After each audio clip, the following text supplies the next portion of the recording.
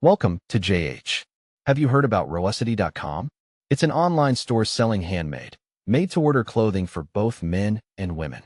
They boast some supposedly unique collections, featuring Japanese art-inspired pieces and fun-themed apparel.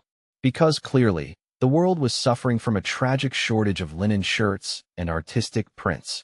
But the million-dollar question remains, is this platform actually legit or just another digital mirage? Let's look at the evidence. Rococity.com has been around since November 2023, which in internet years makes it a seasoned veteran. Being active for several months suggests they're at least serious about staying online. They also share the names of their team: Olivia, Lucy, Alice, Justina, and Matthew. It's a family-run operation, which adds a lovely personal touch to your shopping experience. It's always heartening to know exactly which family member is responsible for your order, even if you never actually meet them. The site offers a massive variety of products, from handmade gear to themed collections, suggesting they really care about customer choice. They also have over 19,000 followers on Facebook, which is a pretty impressive crowd. That many followers usually indicates a brand people engage with, or at least one that knows how to work an algorithm.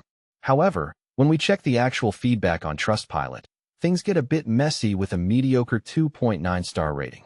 Apparently, they are world-class at photography, but the sending you the actual item part is where the real mystery begins. Some shoppers praise the vibrant, well-taken photos, but others claim the reality is a total bait-and-switch. Complaints range from cheap synthetic materials to designs that look like they were described to the manufacturer over a very laggy Zoom call. With tough return policies and some users even shouting scam, the legitimacy of the site is a bit of a coin flip. If you decide to roll the dice on a new outfit here, just keep your expectations as low as their star rating. Thanks for watching until the end, and don't forget to subscribe for more honest reviews.